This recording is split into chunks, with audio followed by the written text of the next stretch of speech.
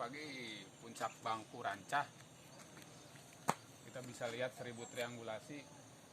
Kenapa dibilang 1000 triangulasi? Satu titik poin tertinggi itu tercatat dalam teori teknik sipil. Biasanya pada puncak tertentu dikasih tanda blok untuk mitigasi baik teknologi tanah, geologi, atau apapun yang diperlukan. Ini akan saya liput dari mana gambar bisa diambil.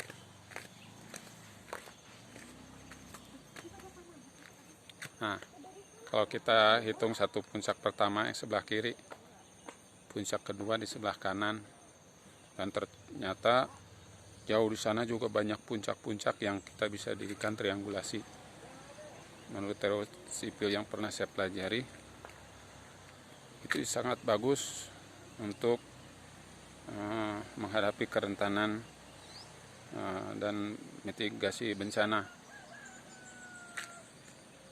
Seperti kita tahu, sebab sebuah kabut atau pembentukan kabut itu pasti ada alasan secara vulkanologi, geologi, atau teori-teori ilmu pengetahuan alam. Saya hanya belajar dari kelas SMK dan saya baca beberapa teori-teori, dan ini perlu ahli yang menyingkat tabir kenapa kabut ini sering terjadi di wilayah puncak Bangku. Karena banyak puncak, ini berapa ribu hektar, tapi kabutnya meliputi semua wilayah dari puncak-puncak yang mungkin bisa dibuatkan triangulasi.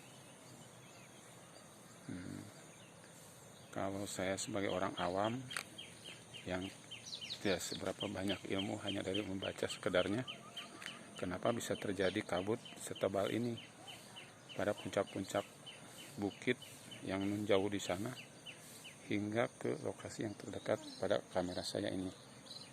Apakah ini daerah vulkanologi prasejarah atau tempat biasa, atau di sini ada sumber daya alam dengan cekungan-cekungan tajam yang bisa membentuk waduk, dam, atau embung, tapi terlalu besar.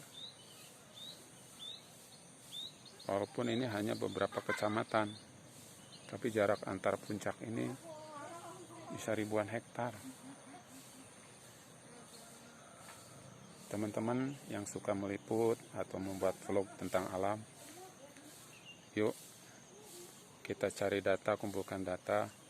Kalau banyak fenomena yang kita bisa pelajari teori-teori alamnya, mudah-mudahan ini memberikan kontribusi terhadap pemanfaatan sumber daya alam yang ada di lingkungan kita, ya khususnya untuk wilayah Rancah.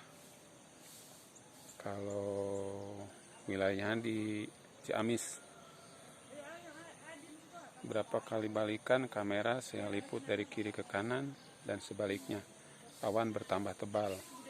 Biasanya pada jam 7 atau 8 ini akan putih, sehingga masyarakat di sini mengenalnya sebagai puncak Bangku, negeri awan.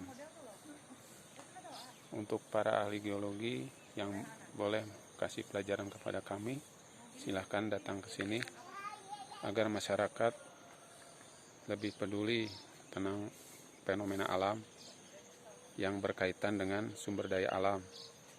Karena masyarakat di sini bukan hanya berharap dari kulit cangkul aja, suatu saat mereka bisa mandiri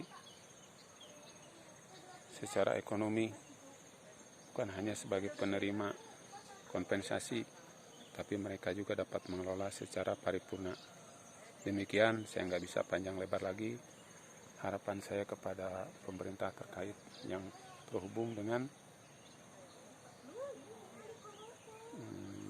fenomena-fenomena yang memungkinkan sebuah peluang dan potensi sumber daya alam, agar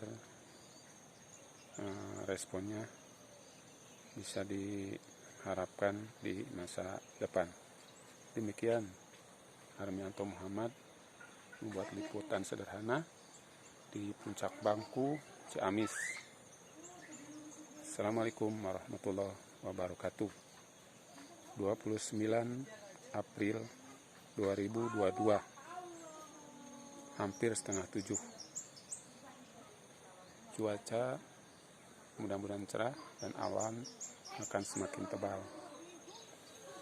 Sampai jumpa lagi di liputan lainnya.